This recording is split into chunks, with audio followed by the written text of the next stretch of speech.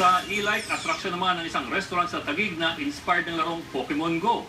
Hindi ka lang daw kasi parang nakahuli ng Pokemon, kundi kinakain mo pa siya. Umaksyon si Mon Roberts.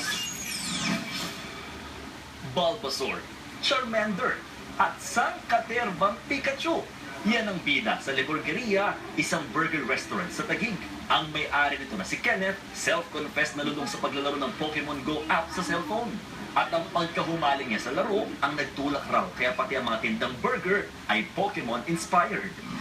Ang gusto po namin, ma-share din namin sa mga naglalaro ng Pokemon Go, pag kumain po sila dito, para na rin nilang nahuli. So hindi ka lang nahuhuli ng Pokemon, dito pwede mo pa siyang kainin. Pati ang kanilang Tower Milkshake may disenyo rin ng Pokemon. Habang ang tindang pasta, kapareho naman ng isang Pokeball.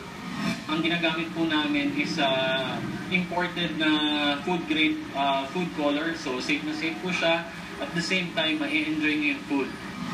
Naglalaro lang sa hanggang 200 piso mga tinda nila ritong Pokemon Burgers. At para mas makatotohanan, isa pang pakulo dito sa Leburgeria ay may chance kayong maglaro nitong kanilang Pokemon Crane Game kung saan ikaw mismo ay may pagkakataon na manghuli ng mga Pokemon item na pwede mong maiuwi as a remembrance. At syempre, lahat lamang ng mga o-order ng kanilang mga Pokemon Burgers ang pwede maglaro nitong Pokemon Crane Game. Oh, di ba?